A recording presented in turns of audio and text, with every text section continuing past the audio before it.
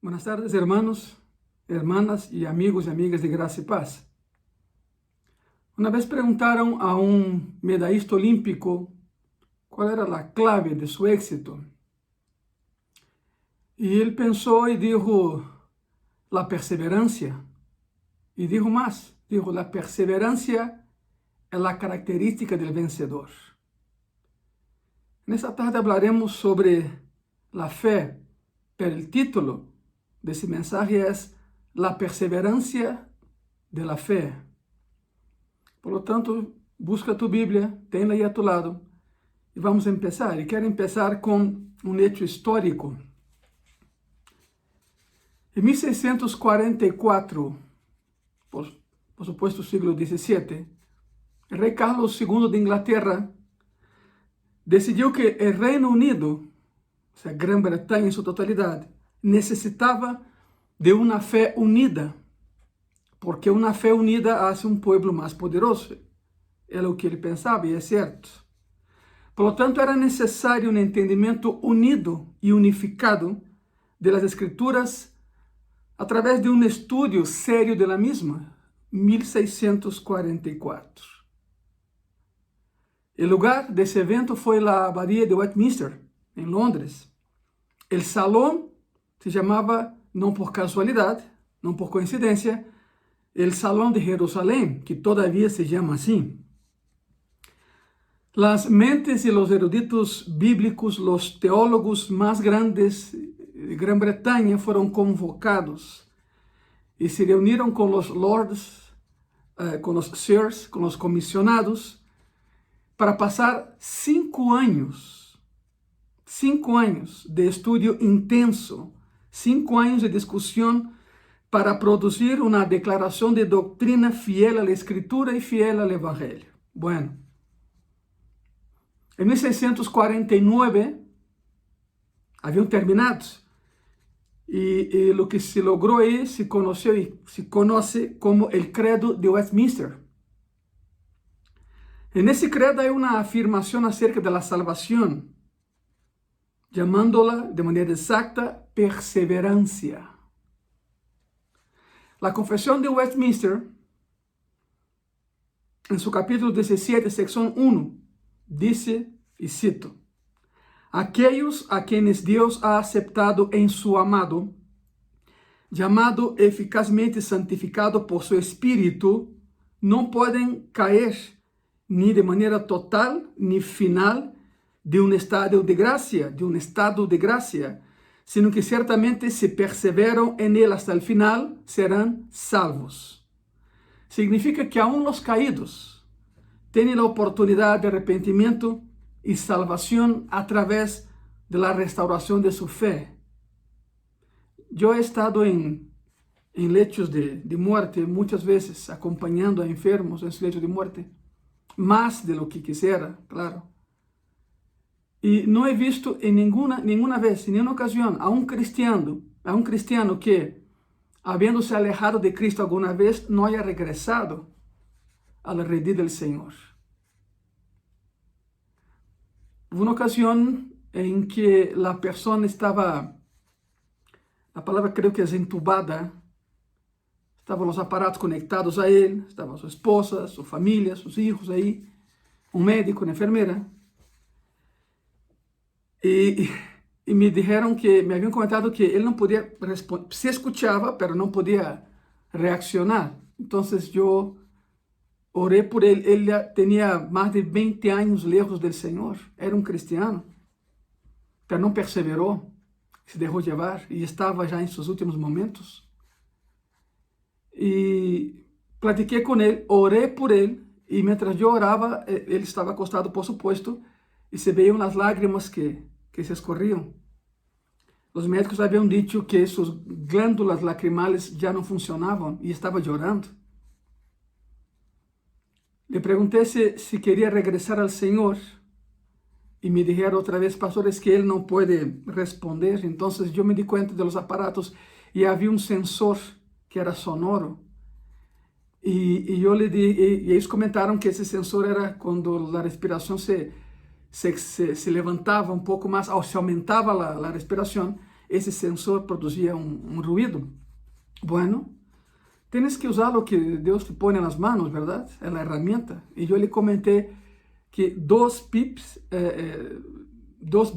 sería sí y un bip sería no. Bueno, era lo que había. Y sí, se estableció comunicación.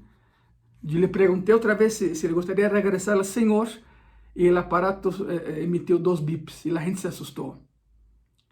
Le pregunté si él quería seguir así sin Cristo y fue uno, significando que no. Un médico llamó al otro para ver, porque para ellos era algo inaudito. Y para no hacer larga la historia, esa persona que tenía más de 20 años lejos del Señor, regresó al Señor. Fue una conmoción en la familia, porque los que estaban ahí no eran cristianos y en ese día se entregaron a Cristo. Por lo tanto, repito una vez más, yo nunca he visto a un cristiano que, habiendo estado de veras con el Señor y habiéndose alejado de Él, no haya regresado a Él en sus últimos momentos. Y a la perseverancia de la fe. 5 años y sale lo que se conoce como la Confesión de Westminster. La Escritura está llena de promesas que llevaron, que ese credo incorporó esa convicción. Juan 6 dice así, Juan 6, del versículo 37 al 40, la palabra dice así. Ponga mucha atención, por favor.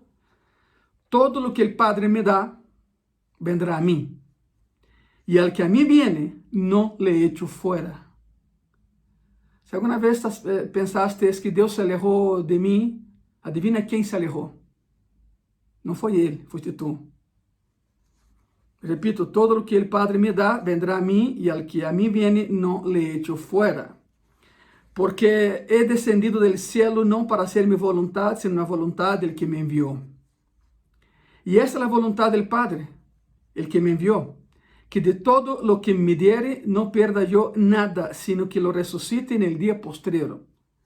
Y esta es la voluntad del que me ha enviado, que todo aquel que ve al Hijo y cree en Él tenga vida eterna, y yo le resucitaré en el día postrero. Amén. La promesa maravillosa. Hay un otro pasaje, 1 Corintios capítulo 1, del versículo 7 al 9, y la palabra dice así: de tal manera que nada os falte en ningún don, esperando la manifestación de nuestro Señor Jesucristo, el cual también os confirmará hasta el fin, para que seáis irreprensibles en el día de nuestro Señor Jesucristo. Fiel es Dios, por el cual fuisteis llamados a la comunión con su Hijo Jesucristo, nuestro Señor. Y hay un otro texto, 1 de Tesalonicenses capítulo 5, versículos 23 y 24. Y el mismo Dios de paz os santifique por completo, y todo vuestro ser, espíritu, alma y cuerpo, sea guardado irreprensible para la venida de nuestro Señor Jesucristo. Fiel es el que os llama, el cual también lo hará. Bueno, eso fue entendido ampliamente por los estudiosos de Westminster, pero también entendieron que la perseverancia significa activar la fe e insistir en ella. Pero también entendieron lo que la perseverancia no significaba. Escuche muy bien. No significaba que los cristianos no fallan en sus vidas. No significaba que los cristianos no fallan en sus relaciones con los demás. Entonces, la confesión de Westminster añade algo. Escuche muy bien.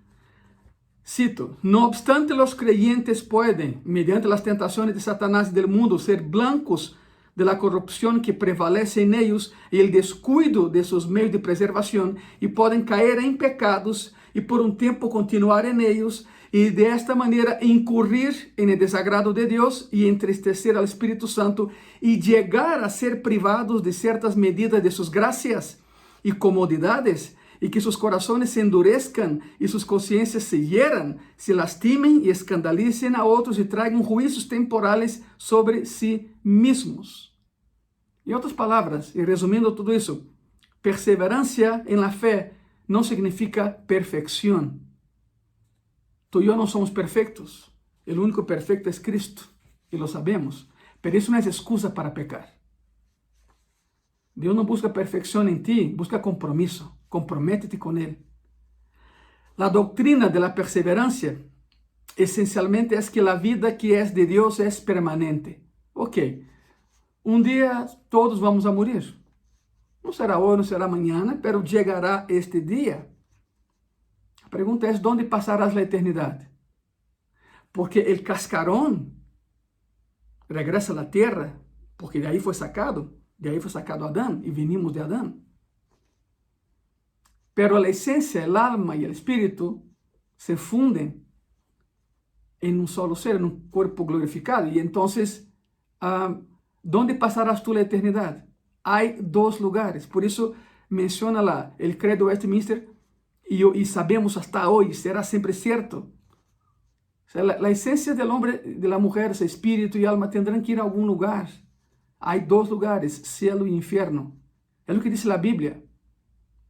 Perdóname, y con mucho respeto te lo digo eso, la Biblia no menciona un purgatorio. No hay una antesala ni del cielo ni del infierno.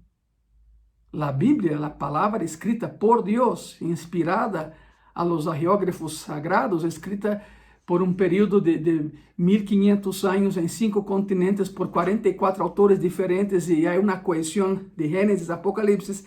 Esta escritura de Dios dice que hay un cielo y hay un infierno. La manera de llegar al cielo es a través de Cristo. No hay un atajo. Ninguna religión, ninguna iglesia, ningún pastor te llevará al cielo, pero Cristo sí te lleva al cielo.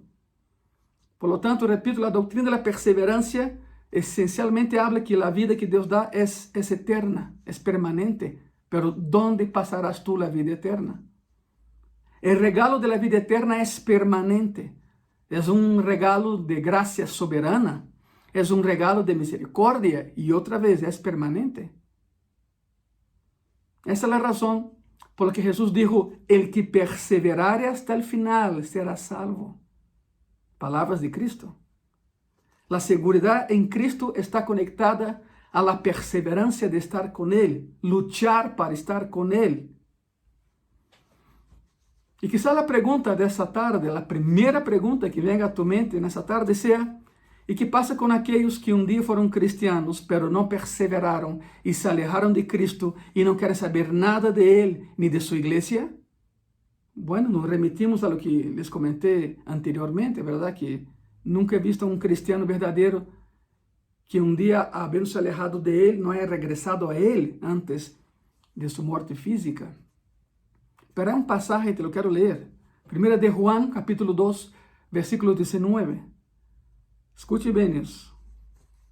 Salieron de nosotros, pero no eran de nosotros. Porque si hubiesen sido de nosotros, habrían permanecido con nosotros. Pero salieron para que se manifestase que no todos son de nosotros. Ese grupo de personas a lo que se refiere Juan, era un grupo de personas que nunca fueron cristianos genuinos.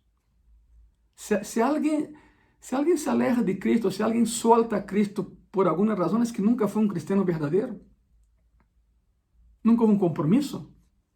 Nunca hubo una decisión verdadera. Hubo una intención, hubo una emoción, pero no una acción verdadera.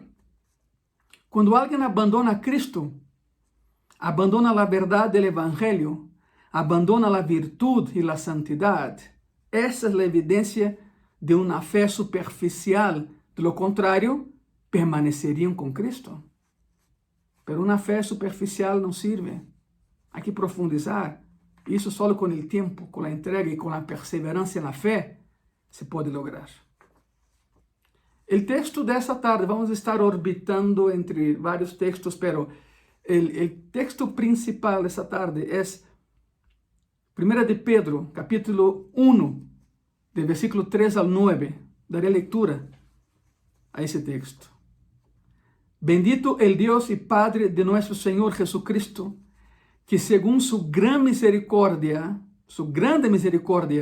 nos hizo renacer para una esperanza viva, por la resurrección de Jesucristo de los muertos, para una herencia incorruptible, incontaminada e inmarcesible, reservada en los cielos para vosotros, que sois guardados por el poder de Dios mediante la fe, para alcanzar la salvación que está preparada para ser manifestada en el tiempo postrero.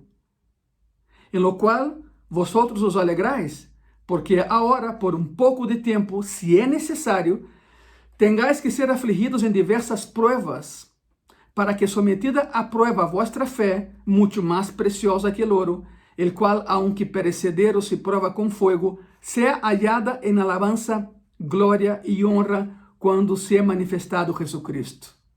A quien amáis, sin haberle visto, en quien creyendo, aunque ahora no lo veáis, os alegráis con gozo inefable y glorioso. Versículo 9. Obteniendo el fin de vuestra fe, que es la salvación de vuestras almas. Si hay alguna persona en el Nuevo Testamento que llegó a estar inclinada o propensa al fracaso, fue el hombre que escribió esas palabras, fue Pedro. Ninguno de los discípulos de Cristo, aparte Judas, tropezó de manera tan miserable como Pedro. Pedro es la prueba de que un creyente verdadero puede tropezar. Quizá tropece, pero no cae. Un cristiano verdadero, repito. En la noche en que el Señor fue entregado, horas antes de que eso sucediera, Pedro afirmó que seguiría a Cristo donde fuera. Te seguiré, Señor, a donde quieras, te seguiré a donde fueras. Y el Señor le dice, Pedro, te digo que hoy, antes que el gallo cante, me negarás 3 veces. Y por supuesto sucedió. Cabe aclarar, siempre, principalmente en Semana Santa, ¿verdad? Jerusalén era una ciudad santa, lo sigue siendo hasta la fecha, ¿verdad? Era prohibido tener animales viviendo dentro de la ciudad. De hecho, los animales para el sacrificio en el templo eran criados fuera y traídos dentro solo para el sacrificio. Las personas no llevaban los animales al templo a ser inmolados o sacrificados. Se cobraba el precio de un animal. O sea, la persona iba a sacrificar un carnero, por ejemplo, pero no llevaba el carnero ella misma, ella pagaba y los sacerdotes agarraban un carnero de su rebaño para sacrificar. Se entregaba a la persona una especie de pagaré de su sacrificio. Y entonces la persona, al día siguiente, a las 9:05 de la mañana, tenía que estar en el atrio de los gentiles o de las mujeres, si fuera judío, y veía nada más el humo que subía. Esa persona tenía que creer que ese humo era por su sacrificio. ¿Cómo se llama eso? Ver, más bien creer sin ver, se llama fe, ¿verdad? Se llama fe. El gallo en ese pasaje era el título que se daba a un rabino que despertaba a la ciudad todas las mañanas orando. En el camino real había un puente que conectaba el monte Acra con el monte del templo. Por ahí pasaban los reyes y los sacerdotes y era un puente que ya no existe, ya no hay ese valle, y la persona se paraba a la mitad de ese puente, el rabino que oraba en la mañana, y entonces oraba hacia abajo, y la propia acústica del lugar hacía que la ciudad se despertaba.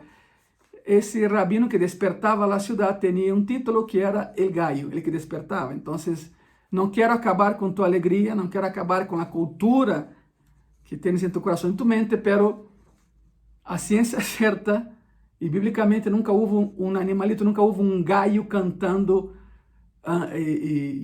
antes de que, y después que Pedro lo negara a Cristo. Entonces, cuando Cristo hace referencia a eso, antes que el gallo cante, me habrás negado 3 veces, es antes que empiece la oración matutina, me habrás negado 3 veces. Es la negación antes de la oración. Por lo tanto, Pedro fracasó de manera tremenda, tropezó, pero Cristo lo restauró. Tanto es así que le entregó a él el liderazgo de los discípulos. Después de su resurrección, Jesús busca a Pedro.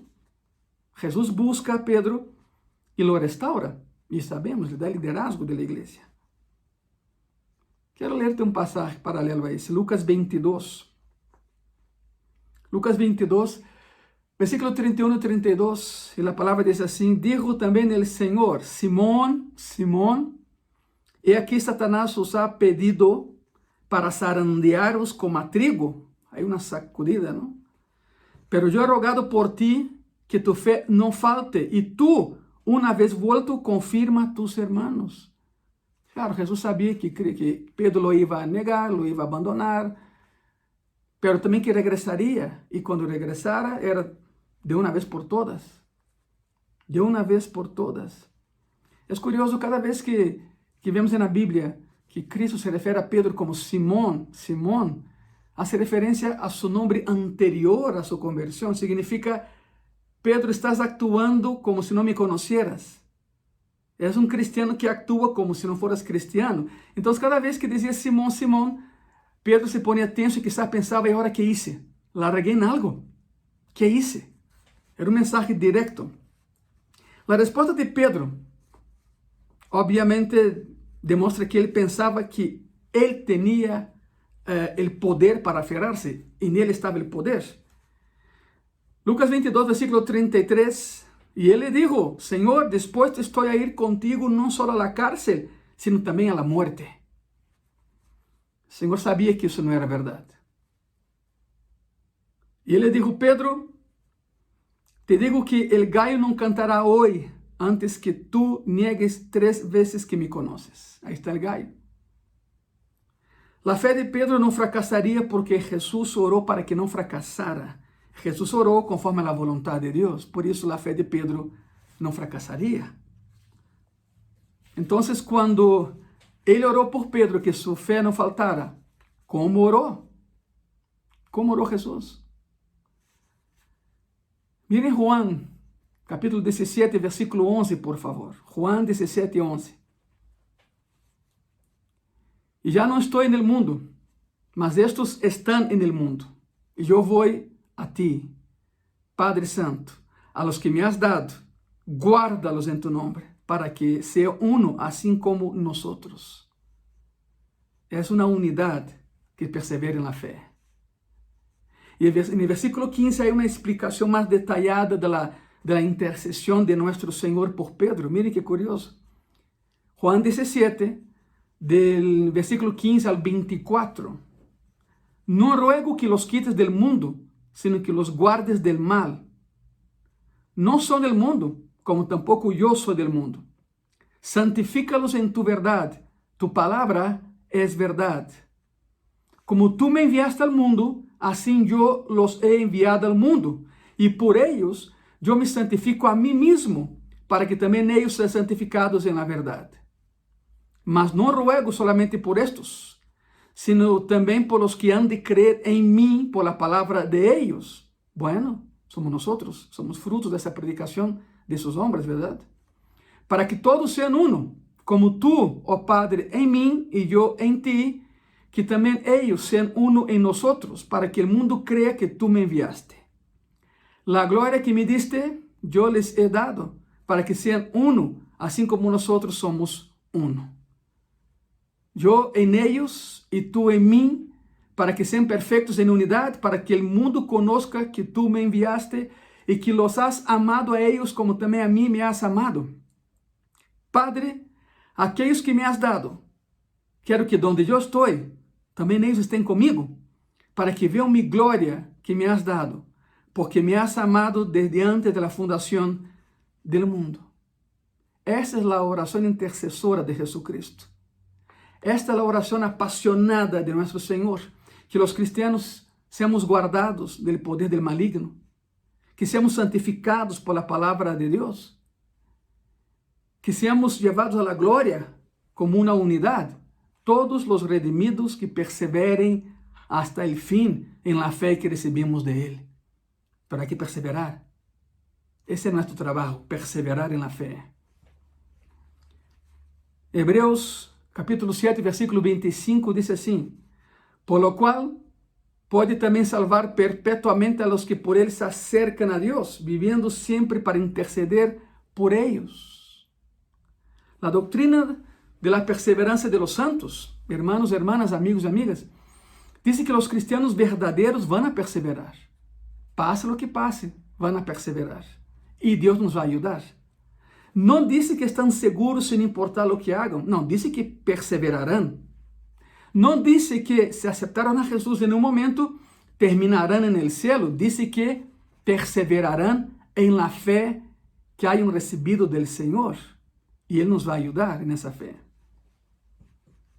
Pedro escreveu sua primeira carta quando os cristianos de Ásia Menor estavam bajo persecução. Não foi fácil. De hecho, as cartas de Pedro são diretas. Ele não anda com meias tintas e com rodeos. Ele vai ao ponto.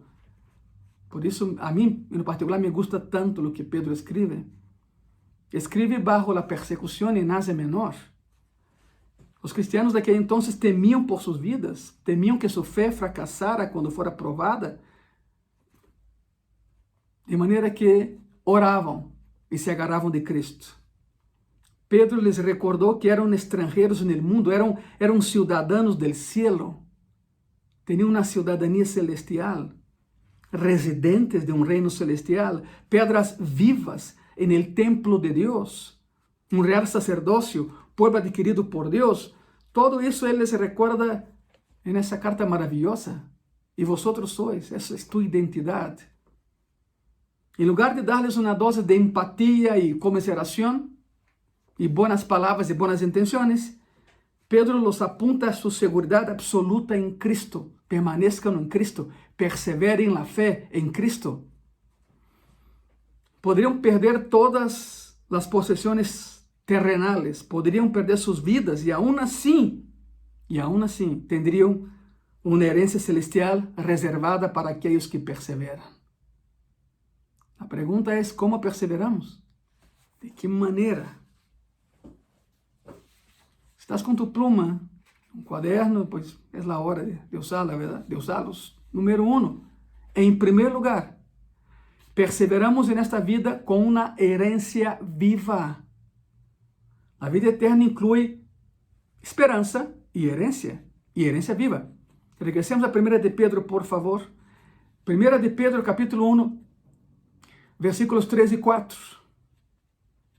E a palavra diz assim: Bendito Deus e Padre de nosso Senhor Jesucristo, que segundo sua grande misericórdia, nos hizo renascer para uma esperança viva, por uma ressurreição de Jesucristo de los muertos, para uma herencia incorruptible, incontaminada e imarcesible, reservada en los cielos para vosotros. Vamos por partes, ¿verdad? La palabra incorruptible, y voy a hablar del original tal y como fue escrito hace 2000 años. La palabra incorruptible ahí es apartatos, significa não passageira, que não pode ser saqueada por um inimigo ou um exército invasor. Essa é uma herência que não é acessível para nenhum ladrão e nadie te la pode roubar, é tuya. Não pode ser saqueada, essa herência não pode ser saqueada, não pode ser roubada, não pode ser tomada por um inimigo, incluindo a Satanás e a los demônios. É eterna, é indestrutível e está segura com Deus. Tu herência está segura com Ele, por isso persevera em Ele. E não só isso, diz aí também que essa herência é incontaminada, del grego amiantos, ou seja, sem mancha, não sujeita a defecto, não sujeita ao fracasso, não pode ser manchada, ensuciada. E vem a terceira característica, não só isto, também é imarcesible, amarantos, que não se descompone, nunca pode perder sua beleza sobrenatural, não pode perder seu brilho. E por quê? Porque está reservada em los cielos. E não se pode saquear los cielos. Está todo allá, pero hay que llegar allá. ¿Cómo? Persevera en la fé que Cristo te ha dado. Em segundo lugar, perseveramos com uma fé viva. Já sabem, primeiro, perseveramos com uma herência viva. Número 2, perseveramos com uma fé viva. 1 de Pedro, capítulo 1, versículo 5. Que sois guardados por el poder de Deus mediante la fé para alcanzar la salvación que está preparada para ser manifestada en el tiempo postrero. Somos protegidos por el poder de Dios mediante la fe. La fe es el medio. Tenemos una esperanza viva que no puede morir. Tenemos una fe viva que no se puede desechar. Estamos hablando de una capacidad sobrenatural para creer la verdad acerca de Dios. Y el Evangelio, a lo largo de todas nuestras vidas, Él nos ha dado esa capacidad de perseverar. Usámoslas, por favor. Nunca dejemos de creer. Entonces, ¿cómo perseveramos? Número 1, perseveramos porque tenemos una herencia viva. Número 2, perseveramos porque tenemos una fe viva. Número 3, en tercer lugar, perseveramos con un poder vivo. Primera de Pedro, capítulo 1, versículos 6 y 7. En lo cual vosotros os alegráis, aunque ahora, por un poco de tiempo, si es necesario, tengáis que ser afligidos en diversas pruebas, para que, sometida a prueba vuestra fe, mucho más preciosa que el oro, el cual, aunque perecedero se prueba con fuego, sea hallada en alabanza, gloria y honra cuando sea manifestado Jesucristo. Lo que eso nos dice, amados hermanos, hermanas, amigos y amigas, es que hay un poder que está operando en nuestras vidas, que nos sostiene a través de las pruebas más severas y que podamos imaginar. Ese es un pensamiento fascinante y reconfortante, ¿verdad? Muchas personas luchan con su certeza de la salvación y se preguntan, ¿de verdad soy salvo? ¿Realmente he sido perdonado? ¿Realmente voy camino al cielo? ¿De dónde viene la certeza de la salvación? Bueno, la certeza viene del Espíritu de Dios que habita en cada cristiano genuino y que persevera. El Espíritu ahí dentro de ti confirma que eres salvo. Ahora déjeme aclarar algo, creo que es el punto adecuado para hacerlo. La salvación es obra enteramente de Dios y es por gracia. Nada de lo que hagamos puede propiciar que ganemos la salvación. Esa es obra completamente de Dios. Pero el permanecer en Cristo, esa es cosa nuestra. Ese es nuestro trabajo, esa es nuestra labor. Y aún así, Él nos ayuda a que permanezcamos en Él. Nos ama tanto que Él nos ayuda a que permanezcamos con Él para no perder la fe. ¿Y cómo lo hace? Dándonos la fe. El ser humano inherentemente es incapaz de generar fe. Sin fe es imposible agradar a Dios. Sin fe es imposible acercarnos siquiera a Dios. Por lo tanto, para que lo agrademos y nos acerquemos a Él, Él nos ha dado la fe. Y nos ayuda a perseverar en esa fe. Que quede claro. No importa cuál sea el ataque, sabemos de algo que es más precioso que el oro, según nos habla Pedro, y es la fe. Más precioso que el oro es la fe. Todo tu oro, todo tu dinero no te lleva al cielo, pero la fe sí lo hace. La fe en Cristo lo hace. Eso es diferente de la fe falsa. La parábola de las tierras, ¿te acuerdas? En donde las tierras reciben la semilla, pero cuando viene la tribulación y los problemas, ahogan la semilla y muere sin que llegue a dar fruto. Es una fe falsa. Esa es una fe falsa. El amor a las riquezas y los afanes de este mundo ahogan la semilla de la fe. Cuidado con eso. Las personas que pierden su fe cuando enfrentan problemas, acto continuo, acusan a Dios y lo abandonan. Y se pierden. Perseveramos en fe porque tenemos vida eterna. Y esa vida eterna tiene como componentes una esperanza viva, una fe viva y un poder vivo. Una esperanza que nunca muere, nunca fracasa. Una fe que nunca muere, nunca fracasa. Y una fuerza que nunca fracasa, aunque en algunas ocasiones parezca morir. Pero ahí está. Número 4. Seguimos la lista. ¿Cómo perseveramos en la fe? En cuarto lugar, perseveramos con un amor vivo. Con un amor vivo. Primera de Pedro, capítulo 1, versículo 8, la primera parte de ese versículo dice así: a quien amáis sin haberle visto. Ok, estamos en Primera de Pedro, capítulo 1, versículo 8, la primera parte de ese versículo dice: a quien amáis sin haberle visto. Pedro amó a su Señor, no hay duda al respecto, con un amor inmortal. Y esa es la razón porque al final del capítulo 22 de Lucas, cuando sus ojos vieron los ojos de Jesús en la noche de la negación terrible, él fue aplastado hasta las lágrimas. El hecho es real y está registrado. Jesús fue arrestado. Los discípulos lo abandonaron en aquella noche. Solo 2 discípulos quedaron ahí, Juan y Pedro. Juan, porque era muy joven para entender la gravedad de la situación. Y de hecho, subieron 600 soldados para arrestar a Cristo. Una compañía eran 600. Los fariseos no tenían una fuerza armada. Ellos no podían dictar sentencias sin la aquiescencia del Imperio Romano. Entonces los fariseos fueron con los romanos y dijeron que había un sedicioso, había un rabino que provocaba confusión, un rabino que ofendía a César, un rabino que no quería dar tributo a César, e inventaron tantas cosas. Entonces los romanos subieron 600 a una compañía romana para arrestarlo. Lo arrestan, los discípulos se dispersan. Juan es muy joven para entender la situación, repito, y se mete entre los soldados para ver dónde lo iban a llevar. Quer saber dónde lo van a llevar. Y Pedro quedó un poco atrás, rezagado, y bajó con ellos. Pero no con ellos, Pedro quedó mucho más atrás. Pedro no quería estar tan cerca de Cristo para no verse involucrado con él, pero tampoco quería estar tan lejos que lo perdiera de vista.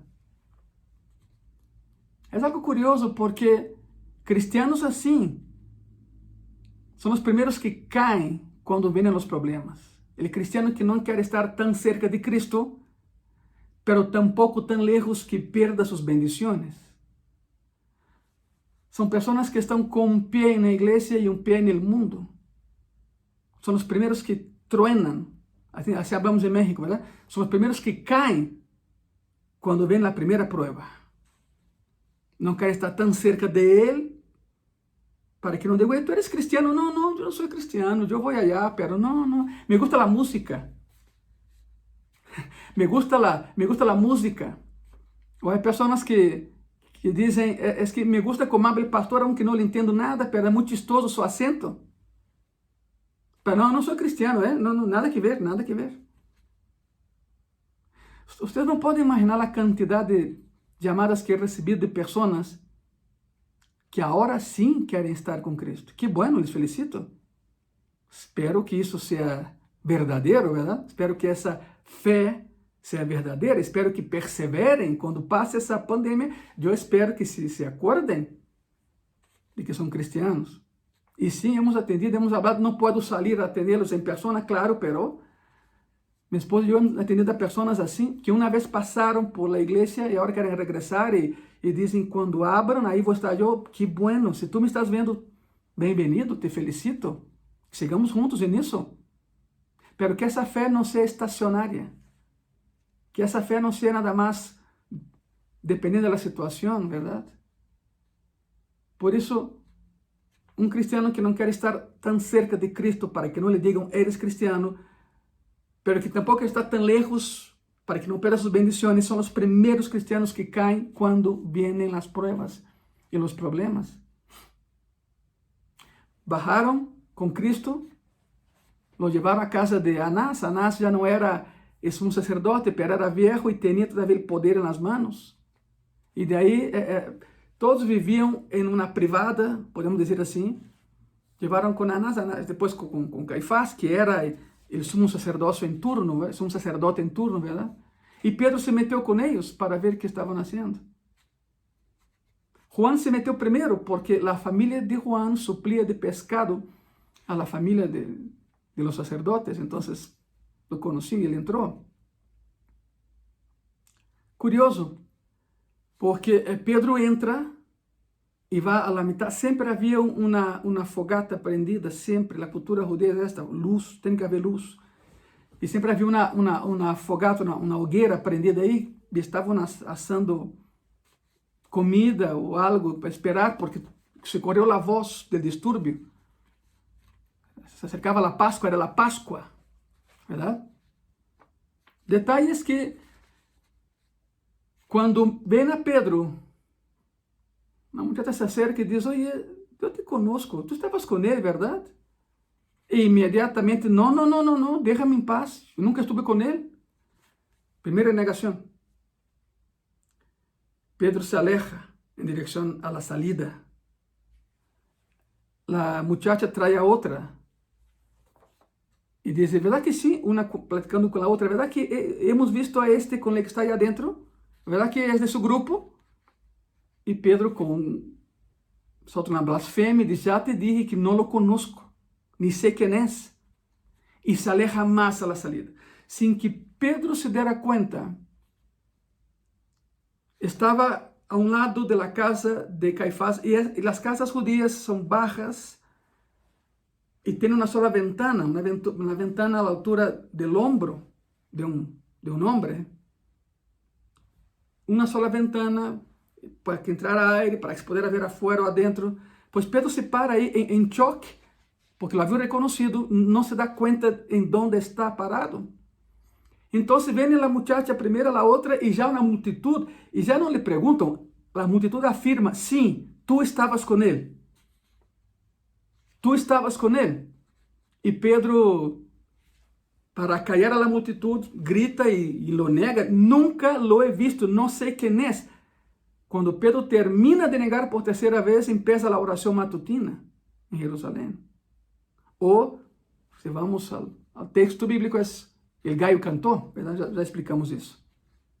E então, ato contínuo, Pedro escuta vozes desse lado, dentro da casa de Caifás, e se voltea e vê a Cristo na sala, sendo juzgado, injustamente juzgado. E mientras os demás lo acusam, Pedro mira hacia adentro e Cristo mira hacia afuera, e a través de la ventana as miradas se cruzam, as miradas se tocam, se encontram. Essa é a mirada em pleibo. É a única vez na Bíblia onde essa palavra é aplicada. A mirada em pleibo é uma mirada tão profunda que entra por tus olhos e toca tu alma. Essa foi a mirada de Cristo hacia Pedro. Como que dizendo: te dije, pero te amo.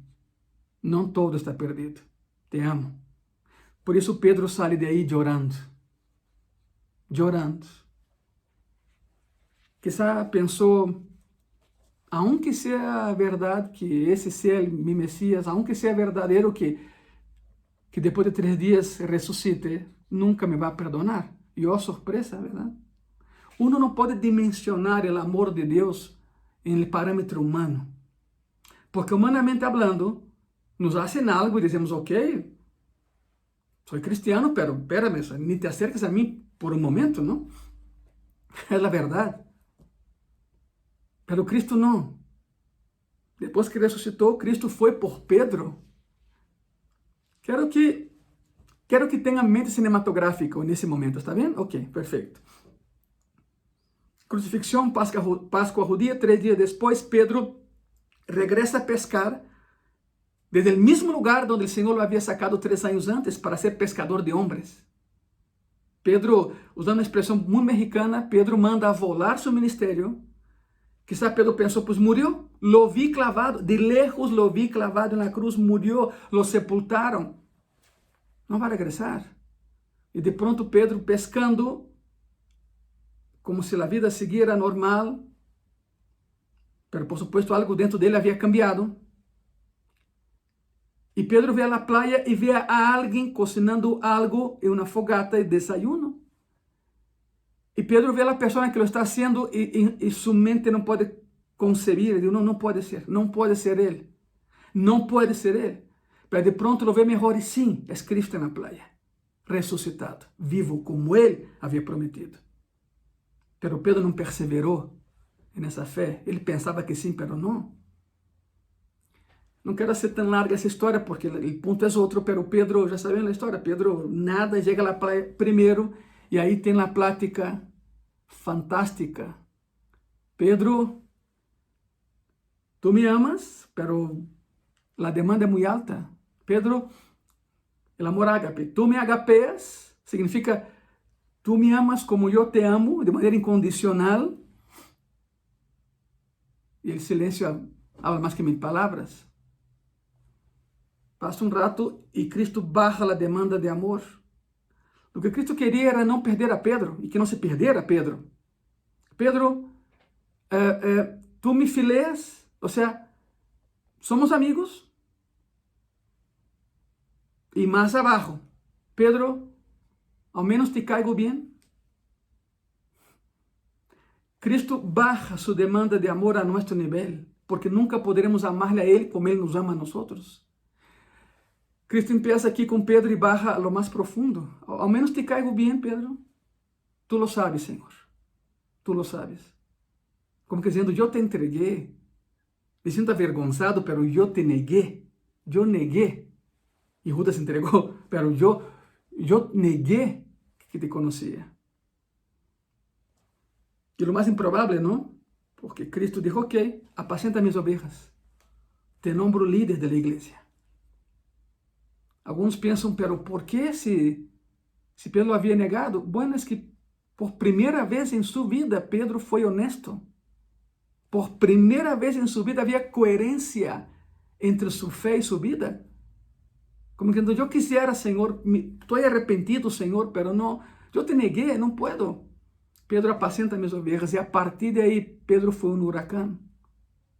Por supuesto que lidiou por um ano mais, por 2 anos, 3 anos mais, com sua conduta em presença de judíos, de hebreus, falar mal de los gentiles, e quando com os gentiles falava mal de los judíos. Pero sabe o que passou? No Concílio de Jerusalém se encontraram Pedro e Pablo. Pablo confronta Pedro com essa situação e Pedro reconhece que estava mal. E 2000 anos depois seguimos predicando justamente lo de hoje, o que Pedro escreveu e Pablo também. Regressemos a la perseverança de la fé, por favor. Então, em quarto lugar, perseveramos com um amor vivo. Como perseveramos na fé? Perseveramos com um amor vivo. 1 de Pedro 1, versículo 8, a primeira parte, a quem amais sin haberle visto.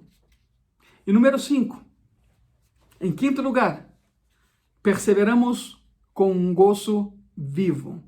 1 de Pedro, capítulo 1, versículo 8, outra vez, para a segunda parte, em quem, creyendo, aunque agora não lo veáis, os alegrais com gozo inefável e glorioso. Este gozo é manifestado em um cristiano verdadeiro porque é um elemento da vida eterna.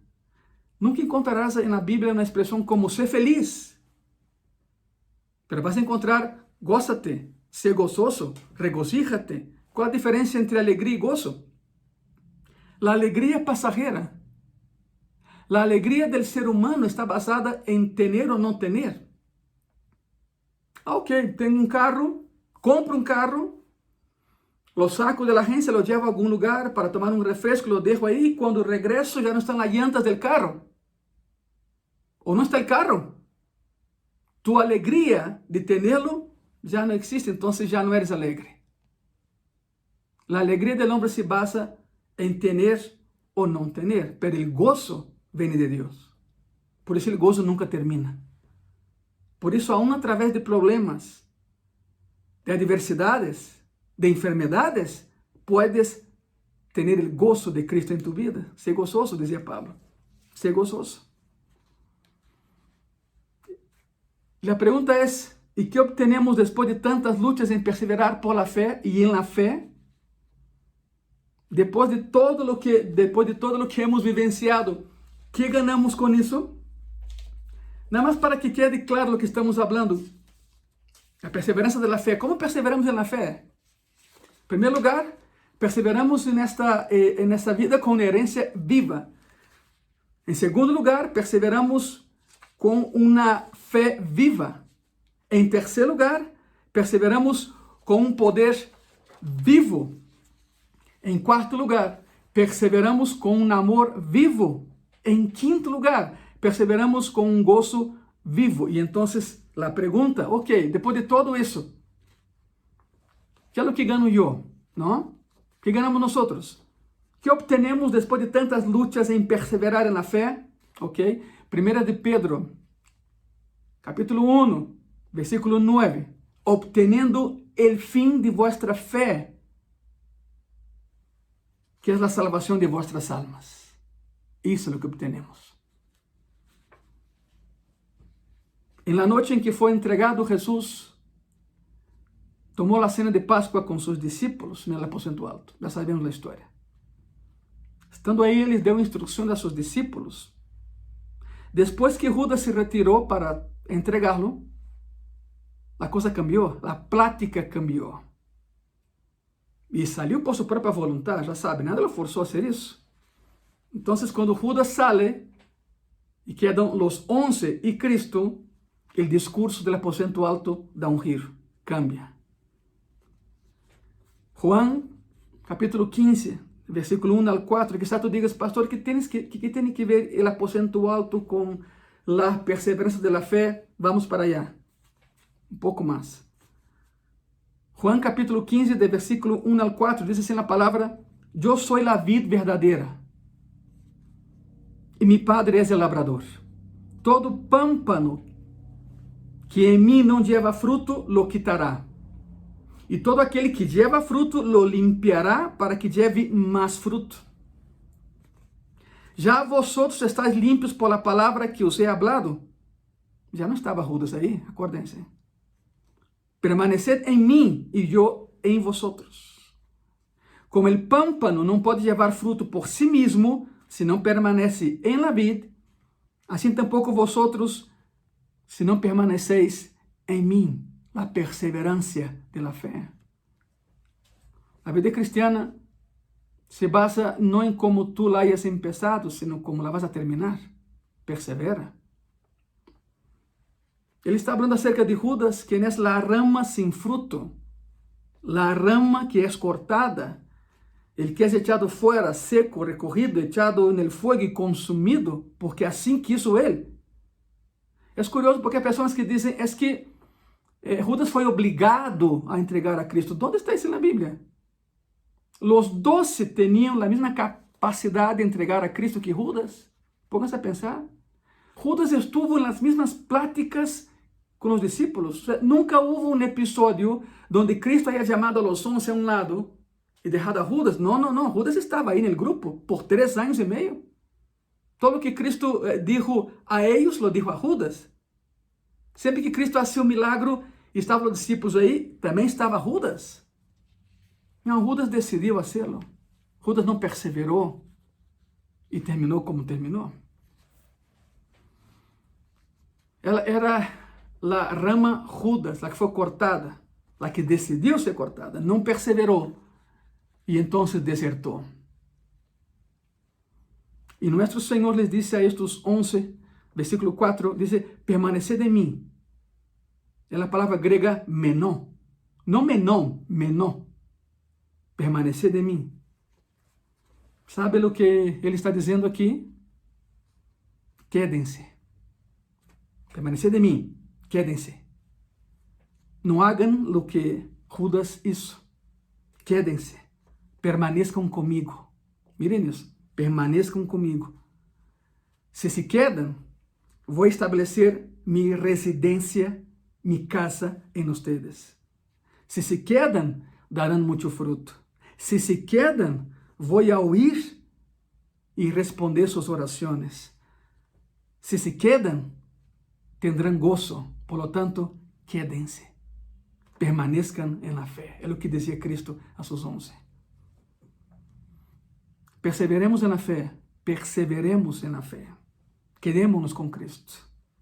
Aunque las cosas no estén bien, te digo algo, todo terminará bien. Quizá las cosas hoy no estén bien, pero si perseveramos en la fe, todo terminará bien. ¿Sabe por qué sé eso, hermanos, hermanas, amigos, amigas? Porque Deus ha prometido, e o que Deus promete, Deus cumpre. O que les parece se oremos? Se oramos, perdão. Cerrem seus olhos. Senhor Jesus, graças por la fé que nos das. Porque através dessa fé vivimos, Senhor. Existimos. Há sentido em nossa vida através da fé. Oro por aqueles que estão vendo, Senhor, e que han desertado em algum momento de suas vidas. Oro por aqueles e aquelas, Senhor, que nos estão vendo e te han deixado atrás. Por aqueles que um dia estiveram em alguma igreja cristiana, Senhor. Por aqueles que não perseveraram. Por aqueles que deixaram que os problemas ahogaram sua fé. Oro por eles. Restaura-los, por favor, Senhor. Que regressem a tus braços. Que quando as igrejas possam abrir suas portas outra vez, que eles estejam aí, arrependidos, porque tu los vas a receber. Não serão os pastores. Jesucristo, tu, o dueño da igreja, tu los vas a receber de braços abertos. E para aqueles que neste domingo estão lutando para manter a fé, aumenta-lhes a fé, Senhor. Para que assim, perseverando em la fé, lleguemos todos ao cielo. Estamos em tus manos, Senhor. Graças. Em nome de Jesus. Amém. Amém. El próximo jueves teremos outro estudo bíblico. Preservem sua fé. Sigam orando. Em graça e paz, estamos orando em nossos hogares todas as noites às 10. Que esse hábito se mantenha, aún depois que já abramos o templo. Estejam atentos com relação a isso. Vamos a subir spots e avisos sobre quando abriremos. E quero deixar algo muito claro. E já falei com os líderes da igreja por uma questão de segurança. No dia em que a autoridade nos permita abrir, vamos a passar outras 2 semanas mais encerrados. Por cuidado. Não por outra coisa, por cuidado para ver como a sociedade responde a essa nova realidade. Mas estamos com Cristo, Ele está conosco. Daremos mais avisos em seu momento adequado, não se preocupe. Muitas graças por haber estado com nós. Que Deus te bendiga.